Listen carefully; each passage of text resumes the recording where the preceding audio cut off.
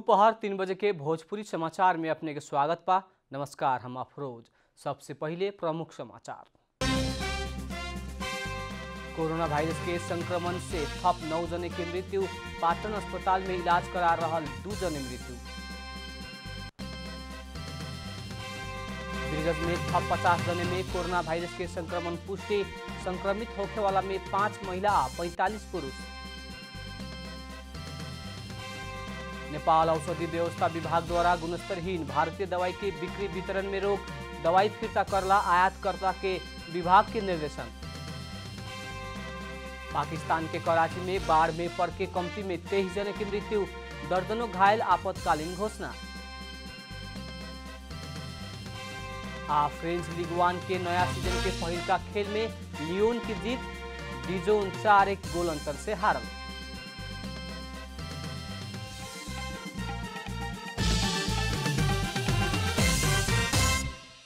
अब पूरा समाचार। ललितपुर के पाटन अस्पताल में इलाज करा रहल 2 जने कोरोना संक्रमित के मृत्यु भइल बा।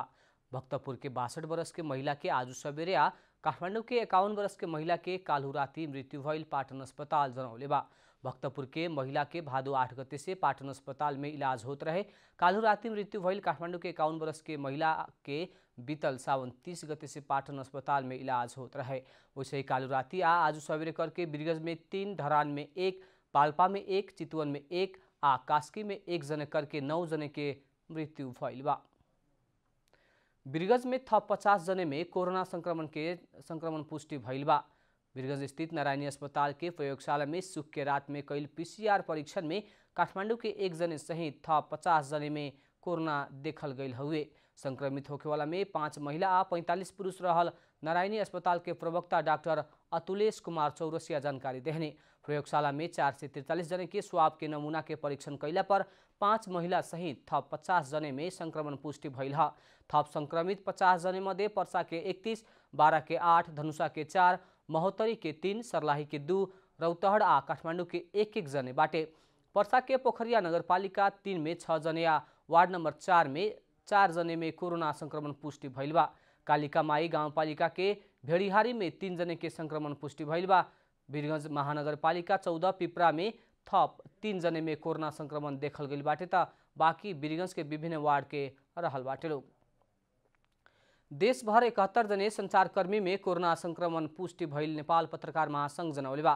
प्रदेश नंबर 1 में संक्रमण भइल 13 जने पत्रकार मध्ये मोरङ के 12 आ उदयपुर के 1 जने बाटे। वैसे ही प्रदेश नंबर 2 में संक्रमण भइल 27 जने पत्रकार मध्ये पर्सा के 13, बारा के 4, धनुषा के 2, सप्तरी के 3, सर्लाही के 3, महोत्तरी के 1 आ रौतहट के 1 जने बाटे। बागमती प्रदेश में संक्रमण भइल 11 जने पत्रकार मध्ये काठमाडौँ के 9 आ ललितपुर के 2 जने बाटे।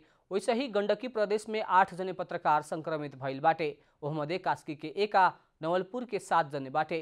प्रदेश नंबर 5 में 11 जने पत्रकार संक्रमित भइल बा। ओहमध्ये बाँके के 2, बर्दिया के 1, कपिलवस्तु के 6 आ रूपन्देही के 2 जने बाटे।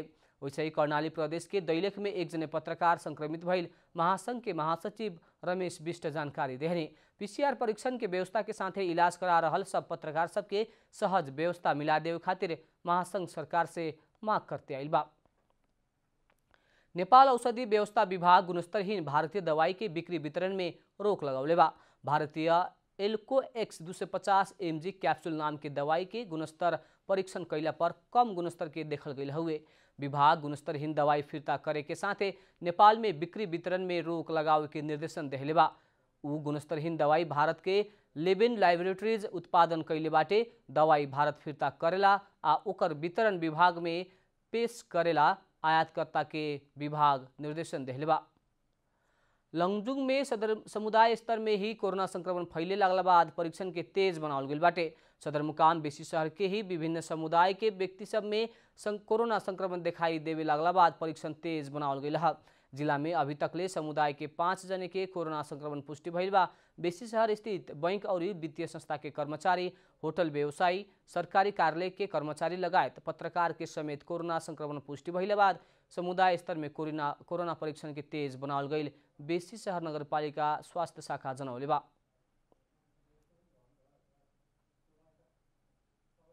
कोभिड-19 को केसहरू बेसर नगरपालिकाभित्रको समुदाय स्तरमा पनि अहिले चाहिँ फैलिएको अवस्था छ। केसहरू प्रतिदिन एउटा दुईटा समुदाय स्तरमा देखिन थालेको छ र त्यो केसको नजिक भएर बस्ने जुन कम्युनिटीमा बसिरहनु उहाँहरूको लागि चाहिँ कन्ट्याक्ट ट्रेसिङ हामीले दिनदिनै गरेको छौँ र जुन समुदायमा चाहिँ केस देखिएको छ त्यो वरिपरिको सम्पूर्ण मानिसहरूलाई हामीले चाहिँ स्वपरीक्षण गरेर चाहिँ PCR टेस्टबाट छ कि छैन भनेर हामीले चाहिँ हेर्ने काम तीव्र गतिमा चाहिँ बढाएका छौँ। समुदाय स्तर में कोरोना संक्रमण दिखाई देला बाद जिला के स्वास्थ्य सुरक्षा में उच्च सतर्कता अपनाउल गई जिला प्रशासन कार्यालय लमजुङ जनौले बा। भोजपुरी समाचार में अब छोट विश्राम।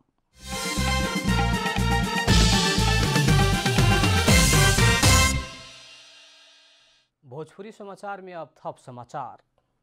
जिला प्रशासन कार्यालय चितवन में बीतल सावन 30 गते से जारी कैल निषेधाज्ञा एक हफ्ता खातिर बढ़ौले बा। जिला प्रशासन कार्यालय चितवन के सुक्के बैठक निषेधाज्ञा एक हफ्ता थपे के निर्णय कैलक। जिला में कोरोना के कारण सुक्के ही 3 जने के मृत्यु आ संक्रमण होखे वाला के संख्या बढ़ल आ समुदाय में सचेतना नापना वाला देखला बाद निषेधाज्ञा एक हफ्ता थप कैल चितवन के प्रमुख जिला अधिकारी नारायण प्रसाद भट्टराई बताउने जिला भर लागू होखे वाला हिसाब से आएवाला भादो 19 गते तक रात 12 बजे तक खातिर निषेधाज्ञा जारी कैल भट्टराई जानकारी देहने।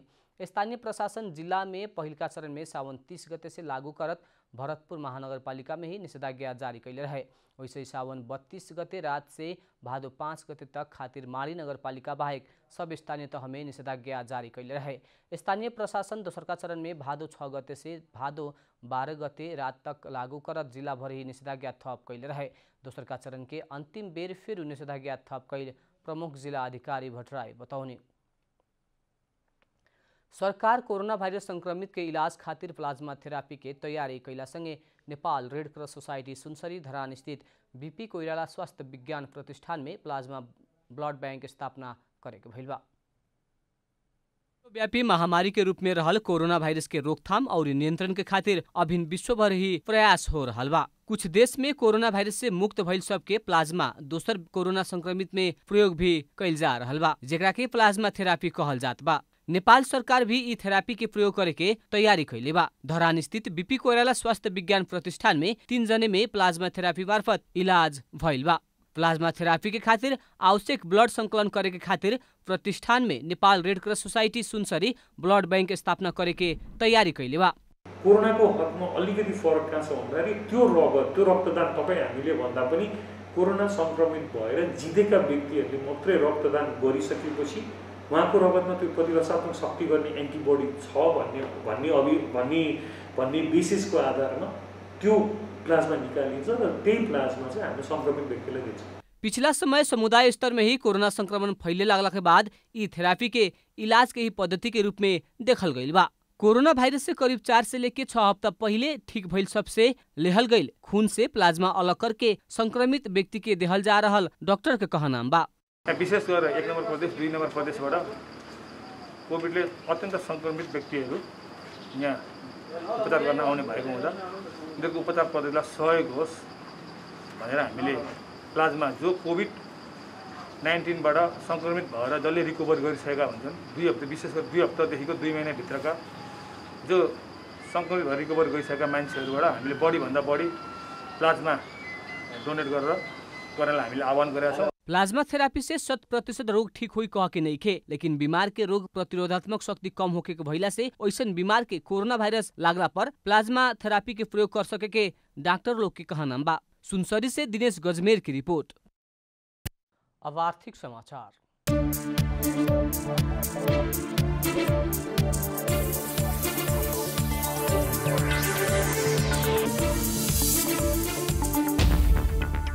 राज्य कोष से सुविधा लेवे वाला राष्ट्रपति प्रधानमंत्री से सब व्यक्ति के तलब भत्ता पेंशन लगायत की सुविधा रोकल गईल बा।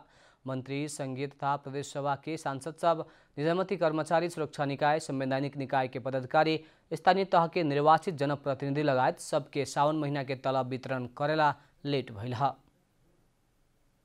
निजामती कर्मचारी लगायत राज्य के कोष से सुविधा लेवेला सबके सामान्यता महीना के 26 गते भीतर तलब भत्ता मिले लाटे, लेकिन सावन महीना के तलब भादो 12 गते तकले सीमित कर्मचारी के ही मात्र प्राप्त भइल बा। समय में ही तलब ना होला से कर्मचारी और सांसद सबके दैनिकी खर्च ना भइल शिकायत आवे लागल बा। लेखा प्रणाली एक्टिविटी बेस्ड अकाउंटिंग सिस्टम के शुरुआत करे के खोजला पर तलब वितरण में लेट भइल महालेखा नियंत्रक गोपीनाथ मैनाली जानकारी देहने। सिस्टम अपडेट अंतिम चरण में पुगला से अब के कुछ दिन भीतर ही सभी कर्मचारी के तलब प्राप्त करे के मैनाली जानकारी देहने। क्रियाकलाप में आधारित लेखा प्रणाली में गईला के बाद सभी कारोबार के सूक्ष्म तरीका से वितरण राखे परे के और ओकर पारदर्शिता भी बढ़े के मैनाली बताउने। महालेखा नियंत्रक मैनाली राज्य कोष से महीना के रूप में तलब भत्ता पेंशन लगायत सुविधा 5 लाख से भी ज्यादा व्यक्ति लेवेला लोग, जेकरा बापत राज्य के ढुकुटी से मासिक रूप में लगभग 1 से 25 अरब रुपया खर्च होखेला। 2,50,000 पेंशन लेवेला पूर्व कर्मचारी रहल महालेखा नियंत्रक के रिकॉर्ड बाटे। पेंशन बापत मात्रे राज्य मासिक 54 अरब रुपया भुगतानी करते आइल बा। तीनों तह में करके निजामती कर्मचारी ओरी अभिन 95,000 कार्यरत रहल महालेखा नियंत्रक मैनाली जानकारी देहने। राज्य कोष से सुविधा लेवेला राष्ट्रपति प्रधानमंत्री से लेके सभी व्यक्ति के तलब भत्ता पेंशन लगायत की सुविधा रोकल गईल बा। भोजपुरी समाचार में अब छोट विश्राम।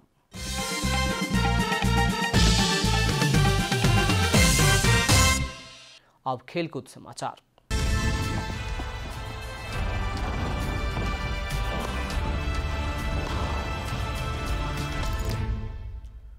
डच फॉरवर्ड मेम्फिस डिपायल हैट्रिक पूरा कैला बाद फ्रेंच लीग 1 के नया सीजन के पहिल का खेल में लियोन जीत निकलने बा।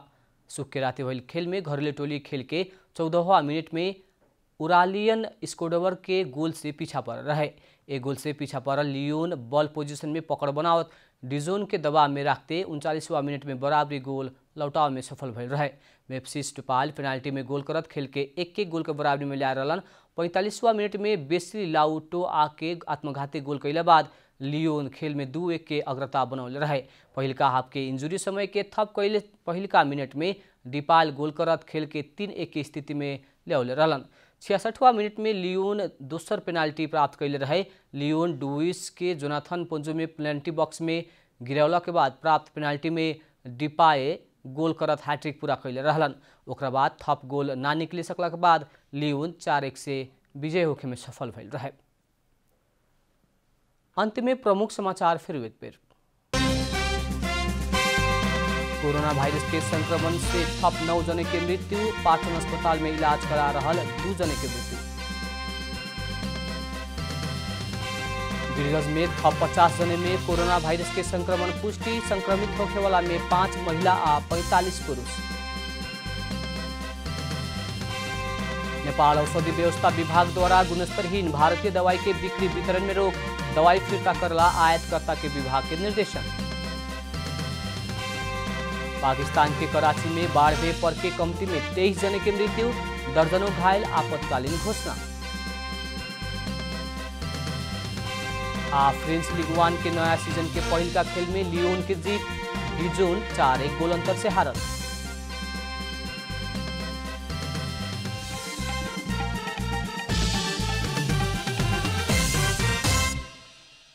भोजपुरी समाचार अभी खातिर इतना ही। जनता द्वारा जनता खातिर प्रसारित जनता टेलीविजन के कार्यक्रम सब यूट्यूब, ट्विटर, फेसबुक का हमने के वेबसाइट जनतासमाचार.com में भी पढ़ा देख सकत बानी।